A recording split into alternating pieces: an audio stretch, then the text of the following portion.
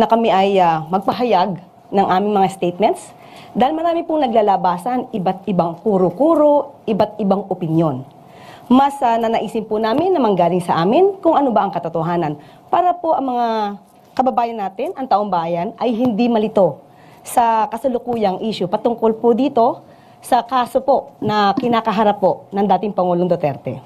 Makakasama po natin ngayong araw si CIDG Director Major General Nicolas Torre III. Good afternoon, sir. Good afternoon, ma'am. And by the way, happy birthday, belated happy birthday nung March 11. Salamat, ma'am. And of course, makakasama din po natin si DOJ USEC Nicolas Felix T. Good afternoon, Yusek Claire. Good afternoon po. And Police Chief Brigadier General Jean Fajardo. Gandang araw po, ma'am, at sa mga kasamahan po natin sa media. Yes. Of course, kailangan natin itong maituwid ang mga iba't ibang haka-haka. Dahil kung hindi po natin to maitutuwid at mapapaliwanag ng maayos, mismong taong bayan ay hindi nila malalaman ano ba nangyayari sa bayan natin. Especially patungkol dito sa sitwasyon na to. Marami nang pinag-uusapan tungkol sa jurisdiction ng ICC. Ito po ay matagal na rin pong na ipahayag sa pamamagitan po na naging desisyon ng Supreme Court. Hayaan niyo po akong basahin ang sinabi po ng Supreme Court. And I quote, "A state party withdrawing from the Rome Statute must still comply with this provision, Article 1272, that states, a state shall not discharge by reason of its withdrawal from the obligations arising from this statute while it was a party to the statute. Even if it has deposited the instruments of withdrawal, it shall not be discharged from any criminal proceedings. Whatever process was already initiated before the International Criminal Court obliges the state to cooperate." At kung inyo po matatandaan, noong November 2021, panahon pa po ito ni dating Pangulong Duterte, humiling po ang gobyerno po under the administration or under the leadership of former President Duterte. Humingi po sila sa ICC prosecutor to defer then this investigation, claiming that national authorities had begun their own investigation into cases of extrajudicial killings attributed to the police during drug war operations. Upon receipt of the request, the prosecutor temporarily suspended the investigative activities pending his assessment of the request. So in other words, mismong panahon po ni dating Pangulong Duterte, humiling po sila sa ICC prosecutor na ipahinto muna pansamantala yung kanilang pag-iimbestiga. Kung tutusin, meron silang voluntary appearance sa nasabing korte. Kaya lang, noong June 2022, hindi pa po siguro nagkakaroon ng inauguration ang Pangulong Marcos. The court's current prosecutor Karim Khan asked the ICC judges for authorization to resume his investigation. Kasi wala po nakita na substansya or mga tamang pamamalakad para po maituloy ang pag-iimbestiga dito locally. Kaya po minabuting ituloy ang pag-iimbestiga ng ICC. So doon na po tayo pupunta at doon nga po nagkaroon na po ng warrant of arrest. At sinasabi nga po rito that the chamber finds reasonable ground to believe that Mr. Duterte is individually responsible for the crime against humanity of murder of the statute as an indirect co-perpetrator within the meaning of Article 25(3)(a) of the statute committed during the relevant period. So, ang pag-uusapan na po natin ay yung warrant of arrest. Dahil marami po ang kumu-question kung meron bang valid warrant of arrest. So, tanungin po muna natin si General Nick. Sir, nung natanggap po ang warrant of arrest ng PCTC, ano na po ang sumunod na pangyayari na umabot na sa inyo to? We were requested by PCTC to help implement warrant of arrest. So, kanino po ito muna pinadala? Sino po yung una nakaalam na humihingi ng assistance yung PCTC? Ma'am Jean. Yes, ma'am. The GPNP was informed po nung request po ng PCTC for the PNP to extend police assistance po, and the Chief PNP directed po the CIDG under the leadership of General Torre to provide security assistance po sa PCTC. Ano po yung detalye na supposed to be task na gagawin ninyo para malaman po nila? Ang PNP po, ma'am, ay limited lamang po sa pagpo-provide po ng security doon po sa mga mag-i-implement po ng warrant through the Interpol mechanism po. So kaya nandoon po yung PCTC, and in fact, it was the PTC Executive Director po ang nag-inform po sa ating pong dating Pangulo, at nandoon po yung mga prosecutor po ng DOJ, at ang PNP po in the person of General Torre po was there to provide security po. So ngayon, sabi niyo po ay magpo-provide din po kayo ng assistance sa PCTC, sa Interpol, saka sa DOJ. Yusek Nick, ano po yung naging papel po ninyo at the time na isa-serve yung warrant of arrest kay dating Pangulong Duterte? Sa kampo ng DOJ, nalaman namin yung notice sa PCTC through the Bureau of Immigration. Kasi yung PCTC, i-diffuse niya yun, o ikakalat niya sa may iba-ibang law enforcement agencies natin na may ganong notice, no? Notice for the warrant of arrest. Alam natin sa DOJ, may dalawang layers tayo, no? Ang BI at ang NBI. BI ang nag-inform sa amin na may ganitong request. Tapos, so may mga representatives mula sa BI at sa DOJ na nagpunta. Sa BI, si Commissioner Viado mismo nagpunta. Tapos sa DOJ, nandun ako, at si Prosecutor General Dong Fodolion. Naging papel ng DOJ doon ay kami ang naging competent authority, no, or competent judicial authority upang saksihan ang buong pagpatupad ng warrant of arrest at siguraduhin na sumusunod ito doon sa mga kinakailangan ng ICC upang ma-properly ma-deliver si PRRD sa kanila. Okay. General Torre, General Nick, sinasabi kasi nila, especially, I will refer this to the situation of Attorney Bello, hindi daw niya nakita yung warrant of arrest. Ano po yung masasabi niyo doon? May violation ba doon? Dahil hindi daw niya nakita personal yung warrant of arrest. I think Attorney Bello is not in the scene during all this time, ma'am. So, talagang hindi niya makikita. Pero yun, kasi sir. Dagdag lang ako, no? Tama si General Torre, wala si Attorney Bello mismo doon nung pinatupad namin yung warrant. Nakita ko siya doon sa VIP lounge, no, na kahit pa paano nakapasok siya doon, no.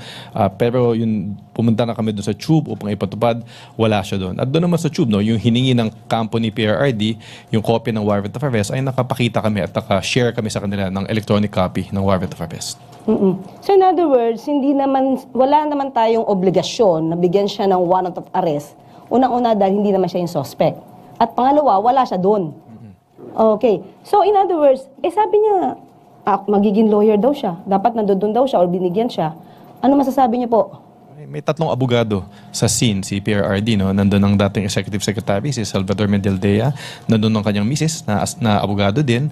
At nandun din, at eventually, no, yung lumipat na kami sa Villamor, nandun si Attorney Delga. Well, sir, misis po ni ES Medialdea. so bali tatlo po yung kasama na lawyer. Eventually dun dalawa muna sa tube. Okay. Yung mag-asawa muna. Okay, so yung kanyang rights naman, as a suspect, hindi naman siya na-deprive. Ay, hindi na deprive. In fact, gusto na nga namin ibasa yung Miranda rights niya doon sa tube, pero nakiusap yung mga abogado niya na wag muna. Kaya yung naging pa siya ay ilipat siya sa mas secure na area, which was eventually sa Villamor Air Base.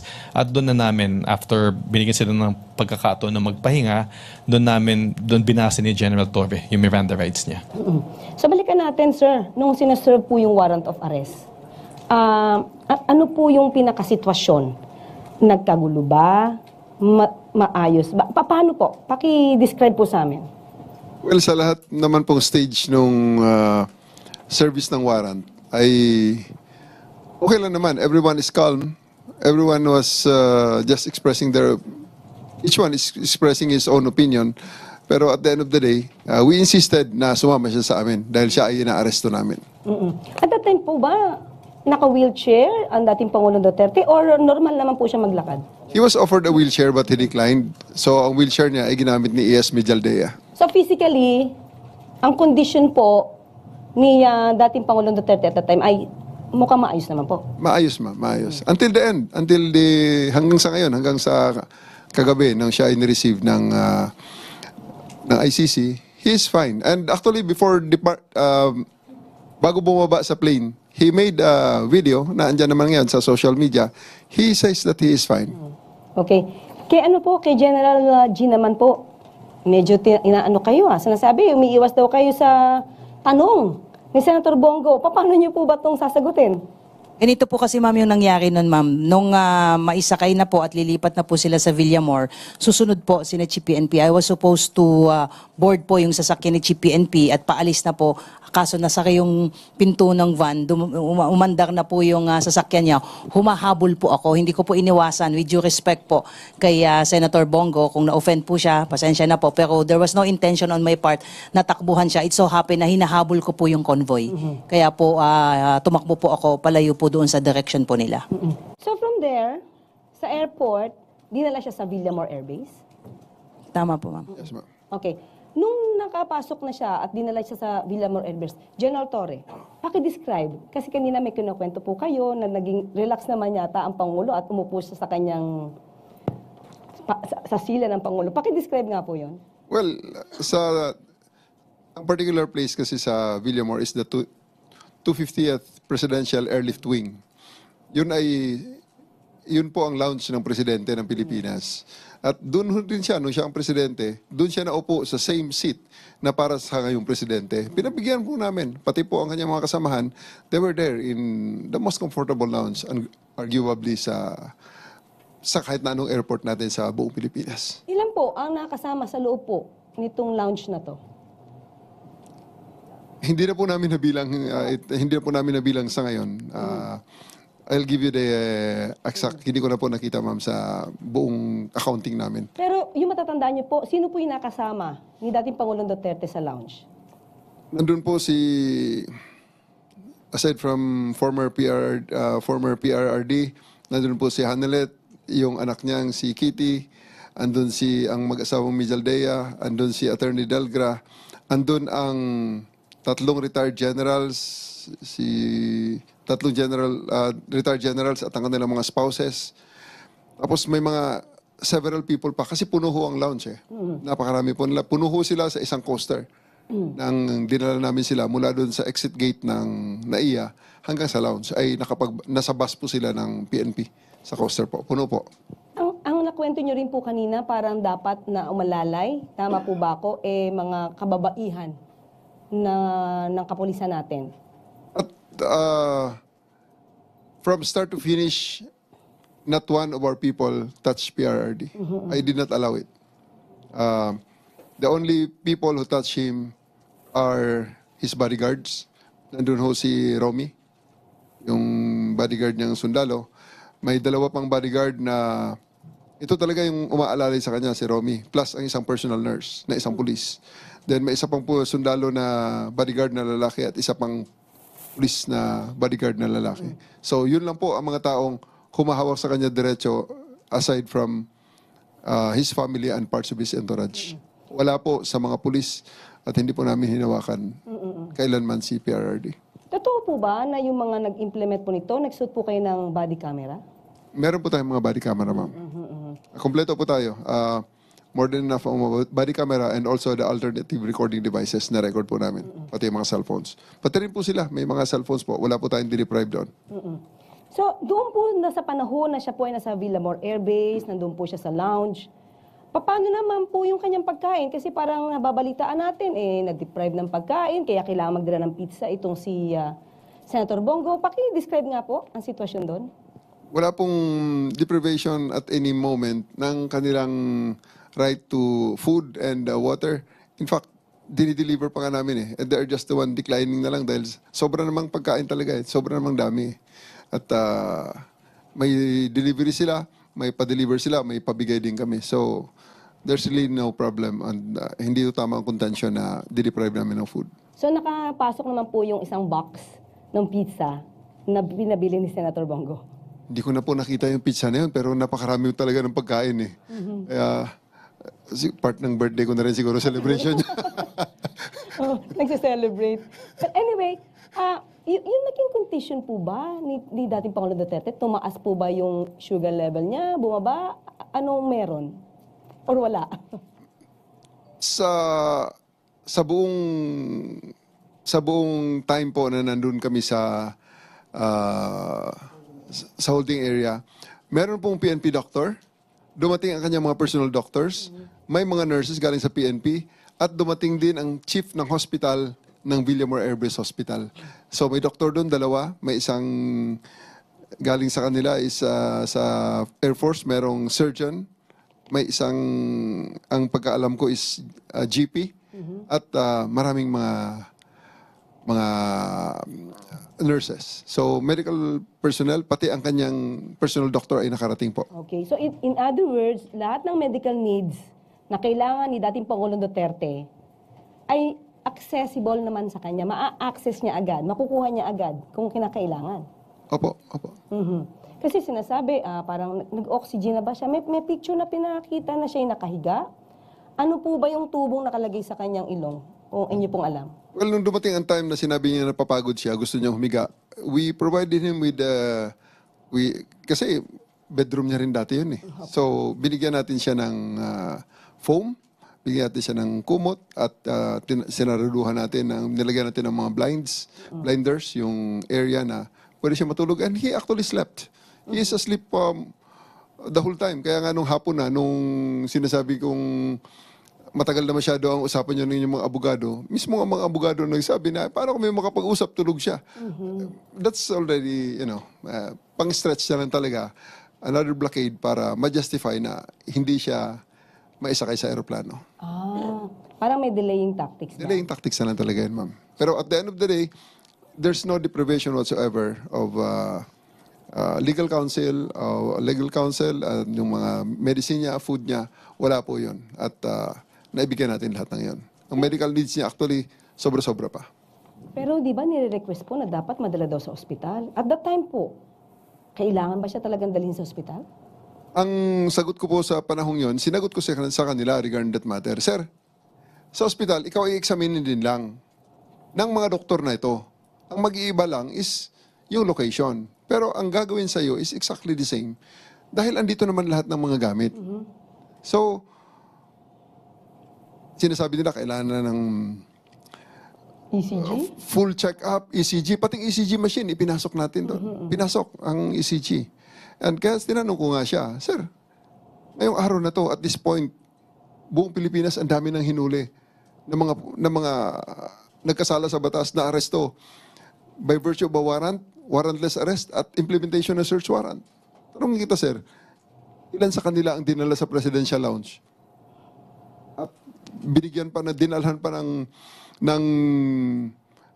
booking kit sa kanyang kung saan siya ay very comfortable na nakaupo. Kayo lang po, sir, ang special treatment na ito. So don't stretch it. Kailangan natin na booking ka. Na until the end ay hindi siya pumayag.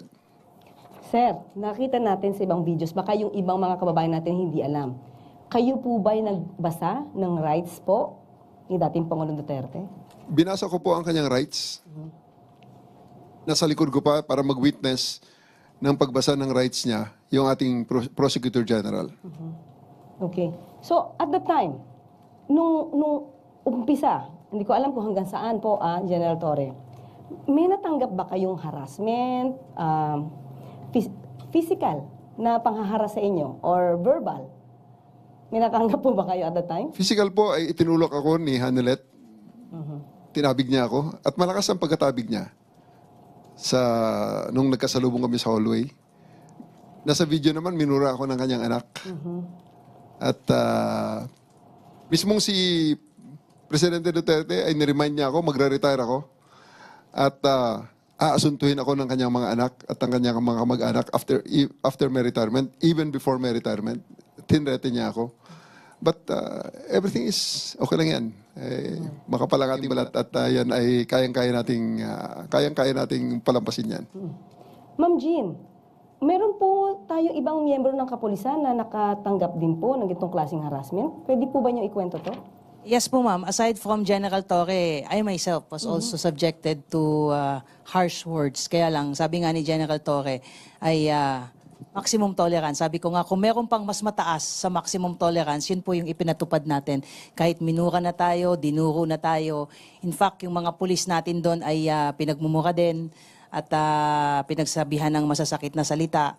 At si Miss Hanilet po ma'am ay pinukpok pa po sa ulo yung isang pulis natin na nag-sustain po ito ng napakalaking bukol po sa kanyang noo po at dinala po sa ospital. Pero in spite of that ma'am, wala pa rin pong nag-harm sa kanila, wala pong nanakit sa mga pulis natin at hinayaan po na ganun yung mga panililita po nila at action po nila sa atin.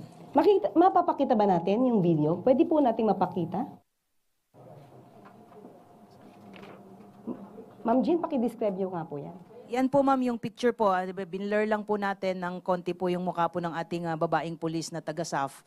Sila po kasi ma'am yung umalalay po doon po kay Miss Hanilet at saka sa kanyang anak po para itabi po sila pansamantala. Ayan po yung napakalaki pong bukol at meron po dyan na video po na talagang nakita po doon at na-captured po na pinukpok po ng cellphone po ni Miss Hanilet yung ating pulis po. Sa ulo po yan, hindi pa, pina-CT scan po ba yan? Kasi ulo. Po, yung video po, yun po, yun kitang-kita po kung paano po niya hinampas po.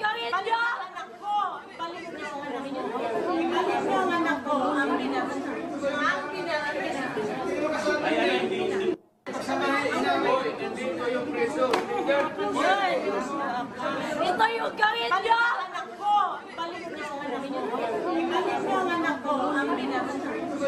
Kita po nyo dyan, ma'am, sa video is tinatabi po sila.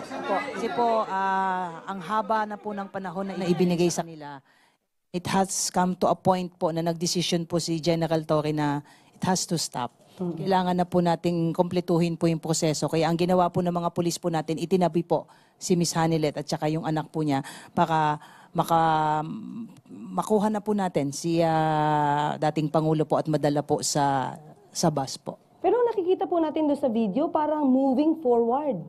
Itong si Kitty, yung anak. Saan siya papunta nun? Parang pumipilit siyang pumunta paabante. Saan po siya papunta niya? Gusto po nilang bumalik, ma'am, doon po sa area kung saan po yung ating dating Pangulo po. So yung mga kapulisan po natin, parang hinaharangan na lang sila. Opo, kinire-restrain po sila, nilalayo po sila at hinaharangan para hindi na po sila bumalik po doon sa area kung saan po nandoon po yung ating dating Pangulo po. Kasi maganda pong maipaliwanag yung sitwasyon na yan. Kasi po baka magkaroon ng ibang kwento at sabihin na nahahara sila. Yung pala, sila po yung moving forward, going forward para po puntahan muli ang dating Pangulo. Yes po, ma'am. Yes po. Okay. So, after that, nung okay naman po, yung sitwasyon ni dating Pangulo Duterte, physically, okay naman po yung kanyang kondisyon, paano niyo po siya naisakay sa aircraft?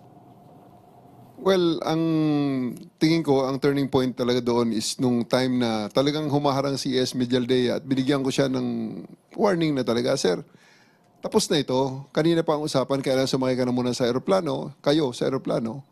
At saka na natin pag-usapan ng iba pa, sa husgado na. So, nag-isip si ES Medialdea, dared me to arrest him, and I did. So, binasahan ko siya ng kanyang karapatan. Ninaras ko siya for PD 1829. So, at pinusasan ko siya. Kaya nang hinila ko na siya palabas, palayo, na nakaposas, siguro nakita ni PRRD na seryoso ako. At hindi tayo patatalo. At we do believe na talagang the majesty of the law has to reign supreme. Dapat masunod ang batas. Pero sir, nakita ko po sa video, parang binabasahan niyo ba siya? Or sinasabihan niyo siya rin na kanyang rights? Winarningan ko muna si ES Medialdea, sir, pag hindi ka pa umalis dyan, hindi matatapos ito. Dahil dyan, aarestuhin na kita ng obstruction of justice under PD 1829. And he dared me. So, I read him his rights. And I asked him to, if he understood his rights, and when he said na-affirm niya, naintindihan niya, sir, you are under arrest for PD 1829, halika na, sir. So, pinusasan ko at inalis. Nung makita ni PRRD yun, kasi bumalik uli ako nung inilagay ko sa bus, dala ko uli ang posas, Sabi ko, sir, ito, kasunod, susundin ko sana si Attorney Delgray, pero umalis naman na sila at sumama na si PRRD. So in other words, sir, sabi nga po ni Ma'am Jean, maximum tolerance yung ginawa nyo. So ilang oras po ba at nagtagal po talaga yung pagsampa sa kanya, pagdala sa eroplano po ni dating Pangulong Duterte? 12 hours, ma'am. 12 hours. Ganon din kayo katyaga.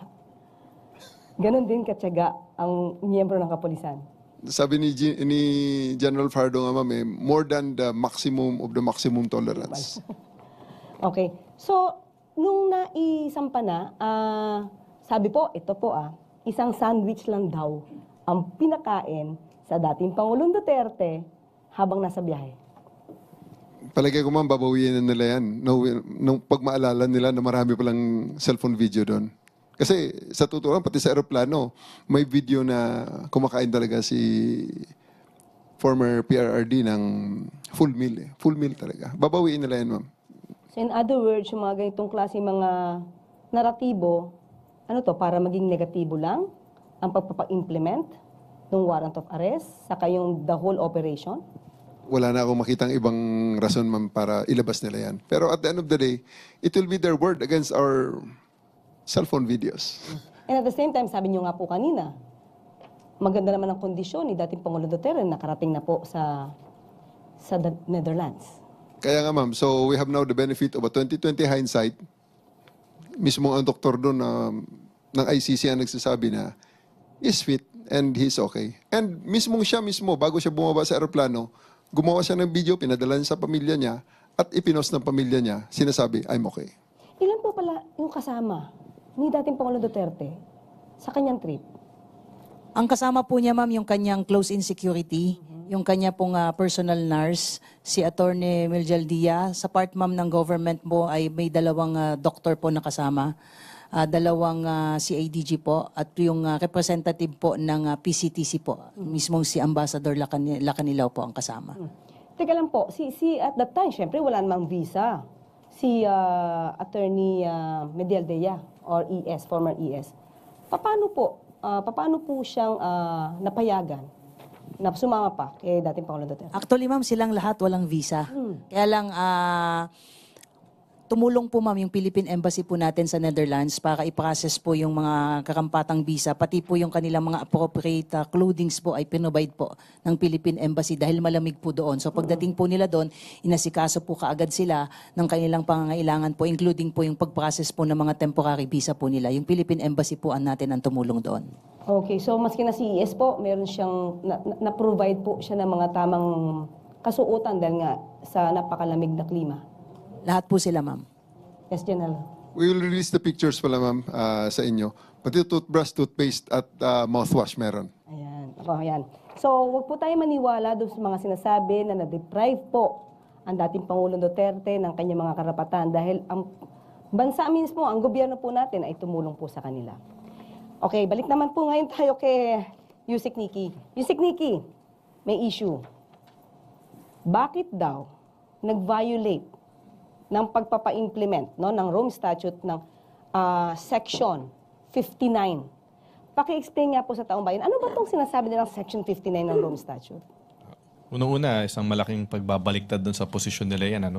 Dahil habang pinapatupad namin yung warrant of arrest, sinasabi nila na wala na tayo sa Rome Statute, wala na tayo sa ICC, dapat hindi gamitin yung mga provision ng ICC, ng Rome Statute. Ngayon, dahil convenient, biglang ginagamit.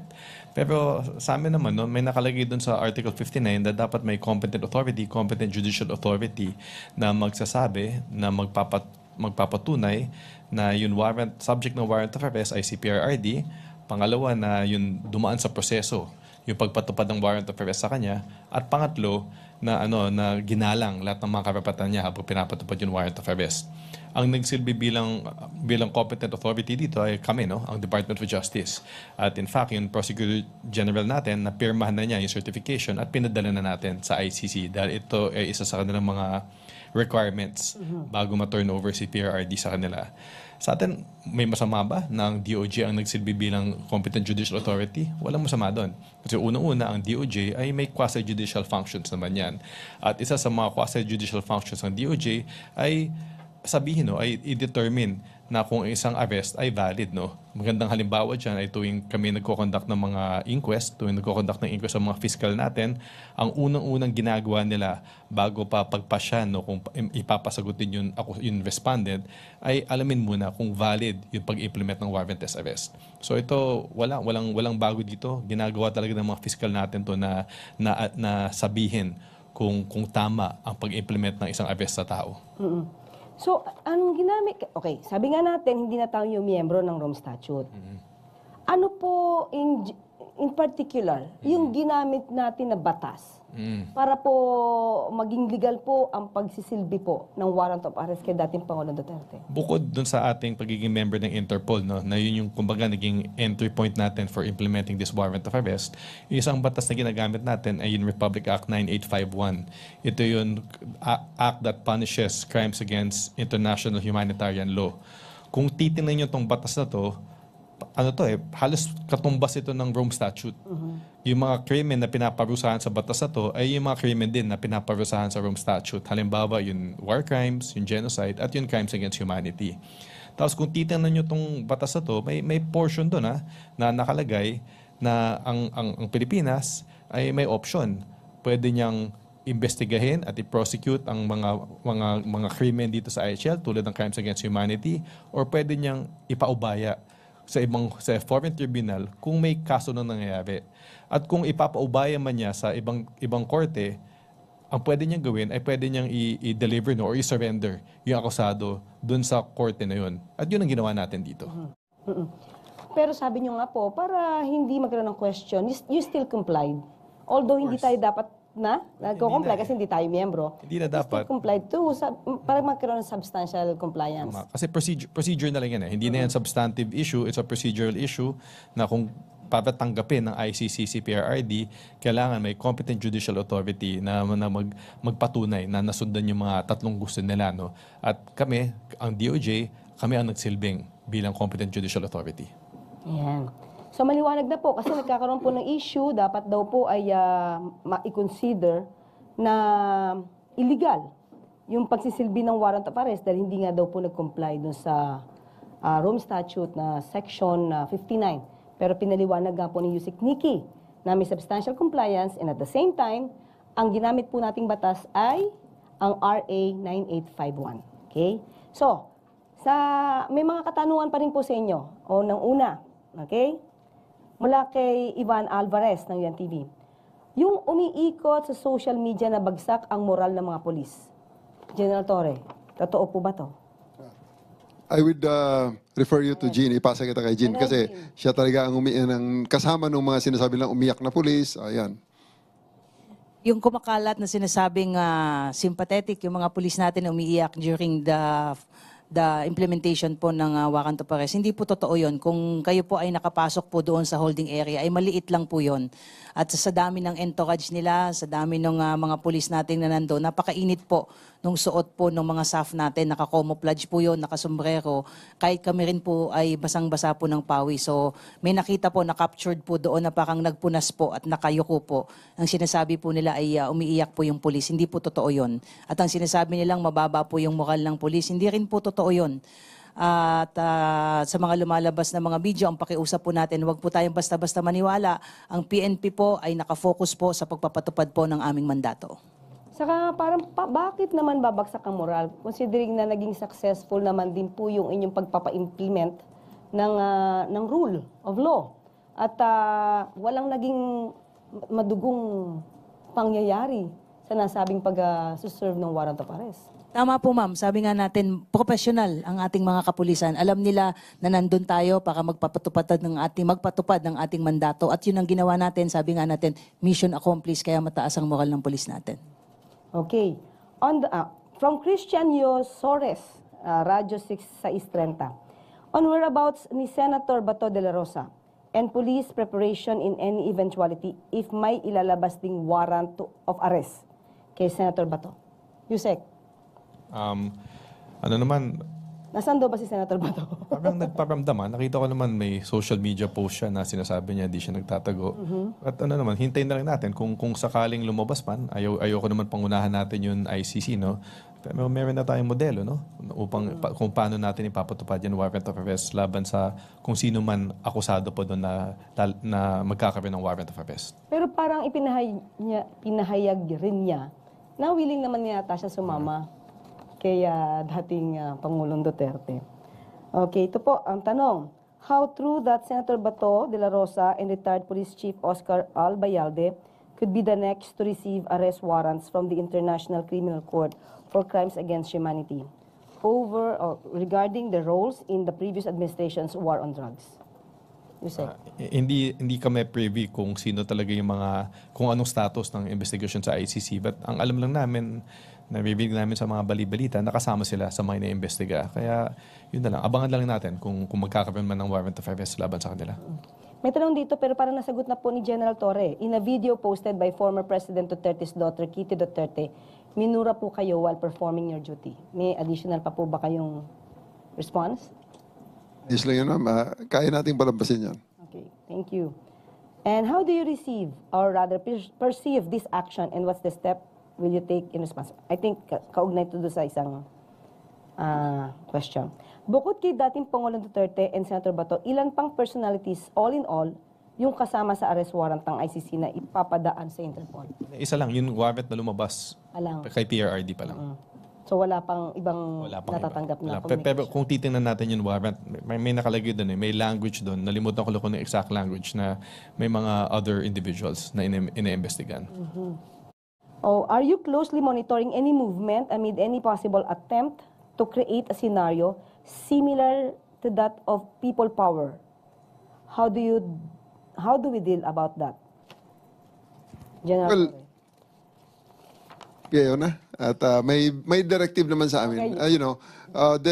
All the scenarios are taken care of at hindi man nagpapabiya ang PNP regarding that matter. May mga official pronouncements na dyan si General Fardo. General Pardo. Ang PNP naman po ma'am ay laging nagme-maintain ng active measures po natin at kung meron mga nagpapahayag po ng kanilang mga saloobin dito sa mga pangyayari po, kakapatan po nila yan. Yan po yung tinatawag nating freedom of expression po nila. Pero hindi po lahat ng freedom ay absolute po yan. Ang PNP po ay tinitignan po at minomonitor po yan at nakahanda po tayo sa anuman pong mga mangyayari po at wag po nating sasabihin na may mga lumalabas po kasi ngayon ma'am na pinipigilan po sila. Hindi po, in fact, nagmo-monitor lang po tayo as part po ng ating security monitoring at yung ating pong na mga nakikita po ngayon ng mga movement po ng police ay inire-relate po nila dyan. Pero sinasabi ko nga po is continuing po ma'am yung ating security preparation for election.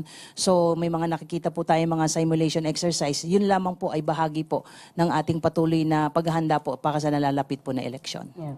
May kasunod po akong tanong, General Archin. There are infos na may sundalo, police na nag-resign because of former President's arrest. Former President Duterte's arrest. Fake news ba ito, ma'am? May mga nakita na po tayo ma'am na fake news po. May nakita na po ang ACG na gumagamit po at nagpapakita at nagpapakilalang mga pulis at sinasabi nag-resign. Nagtanong na po tayo sa personal po natin. Wala pa naman po tayong nare-receive na anumang official communication na advising the PNP na mag-resign po sila. So wag po tayong basta-basta maniwala po sa mga misinformation at disinformation. At ang sabi po mga pulis, ang sinabi lang po niya ay very clear kanina. Let us just remind our PNP personnel na sila ay membro ng PNP, bagamat nare-respeto natin yung kanilang mga religious and political beliefs, pero hanggang nasa PNP po tayo ay dapat po ay sumunod po tayo doon sa mga pinatutupad po nating mga ethical standard, norms and policy po with respect po doon sa ating mga personal sentiments dahil meron naman po tayong umiiral na mga grievance mechanism na po pwede po nilang dalihin po doon. But for as long as they are members of the PNP, ay meron po tayong mga dapat pong i-observe na mga protocol with respect sa airing po ng ating mga personal sentiments po. Well, anyway, maliban dyan, maski na naman po ang Supreme Court mukhang naging biktima po ng fake news. Dahil may lumabas po na nag-issue nga daw po ang Supreme Court ng TRO. At mismo si Senatoriable Attorney Lambino ang nagpahayag nito sa isang video. I hope hindi naman yun AI generated. So, nakarating po ba itong fake news na ito na meron TRO, General Torre, at the time? Yes po. Nung gabi pa lang, sa aeroplano pa lang, yun na ang sinasabi ni Attorney Vijaldea na may lumabas ng TRO kaya hindi na dapat lumipad ang aeroplano. Kayo po, Yusek, nakarating din po sa inyo to? Yes, magkasama naman kami dun sa Villamor at narinig namin yun. Sakto na malapit talaga lumipad. Tapos dun kumalat yung balita na may TRO. Well, anyway, napatunayan po natin na hindi po totoo yun dahil naglabas po ng statement ng Supreme Court. Actually, meron nga ruling na denied ang TRO na ito. Okay? So, yun po. Meron po ba muna? Unahin ko na po muna, ladies first. Si General Jean Fajardo, meron pa po ba kayo nais na idagdag sa inyong mga sasabihin o sa taong bayan? Yes ma'am, sa ating pong mga kababayan na nanonood po at nakikinig sa atin ngayon, ang lagi po nating sasabihin na ang PNP po ay isang profesional na organisasyon. Nakatutok po tayo sa ating mga mandato at asahan niyo po na laging nakahanda po ang PNP na ipatupad po ang batas. Okay. And Yusek Nikki, ano pong nais niyo pa pong idagdag kung meron? Nasabi na naman namin dun sa press release namin kahapon at nandun dun sa certification na linabas ng Prosecutor General. Ang tungkulin ng DOJ sa buong pagpatupad ng warrant of arrest na to ay patibayan na yung pagpatupad ng warrant ay dumaan dun sa tamang proseso. Tatlong bagay yung importante na si PRRD mismo yung inaresto, ginalang yung kanyang karapatan habang inaaresto siya at dumaan sa tamang proseso yung aresto. At kami pinapatunayan namin yan at hindi lang naman salita to eh. May kita talaga natin sa mga video na talaga maximum tolerance ang ating pamahalaan. Binigay lahat ng mga naayon sa kampo ni PRRD habang pinapatupad yung warrant of arrest at walang nasaktan. Ginalang talaga sila through this entire process. Of course, thank you po. And the birthday boy, General Nick Torre. Maraming salamat po, ma'am, at maraming salamat sa suporta ng ating mga kababayan. I just would like to reiterate that I don't find joy in doing these difficult jobs. Una-una, sayang naman yung handa ko ng birthday ko. So, gusto ko lang i-emphasize na hindi ko to ginagawa para sa personal aggrandizement o kung ano pa man. Kundi ito ay ginagawa natin dahil ito ay trabaho natin, especially that I'm the chief of the Criminal Investigation and Detection Group. This is something that has to be done para magsimula ang judicial processes na nagkataon ay dito na sa ICC, an international body, na talagang kung naghahanap sila ng neutral na body para mag-decide sa mga reklamo laban kay former PRRD, ito ng ICC. Kasi ang mga tao rito ay mga foreigners. Hindi ang mga judge dito ay foreigners. Wala itong pakialam sa Pilipinas. Wala itong pakialam sa personalidad. Ang pakialam lang nito sa mga facts na ibibigay sa kanila para desisyonan nila. Gusto kong i-emphasize, ang mga judge na yan ay mga foreigner. Pero ang complainants dyan ay mga Pilipino. Ito yung mga Pilipinong nung panahon ni PRRD ay walang nakitang pag-asa sa judicial system, sa judicial processes sa bansa natin ng mga panahong yon. Kaya pumunta sila sa ICC. Kasi nakita nga nila, sitting senator and former justice secretary nakakulong eh. So, ito yung mga taong walang kakayahan na lumaban at wala na nakitang pag-asa kaya pumunta sa ICC. At gusto ko rin emphasize, hindi ito yung mga taong kayang kumuha ng serbisyo ng mga abogado di Campanilla. Ang mga abogado nila ay mga volunteer din na ang dala-dala lamang ay ang paniniwala para sa hustisya.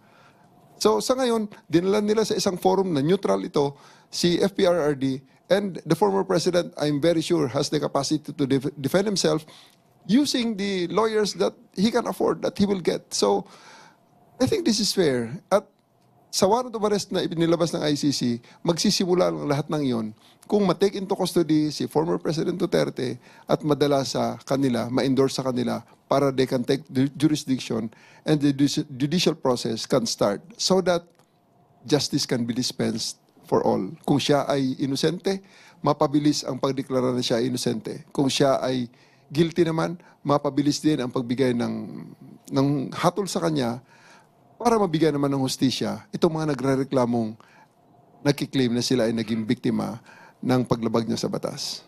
Yes, tama po, no, General Torre. Hindi lamang po dapat natin tignan ang isang side of the story. Meron po tayong nakakalimutan yung kwento po nung di umano mga biktima ng EJK. So, tingnan po natin pareho. Wag po tayong kumampi. Alam natin na meron po kayo iniidolo, meron po kayong hinahangaan. Pero this time, dapat po hustisya po ang mag-prevail. Hustisya para sa di umano mga biktima at hustisya rin po kay dating Pangulong Duterte.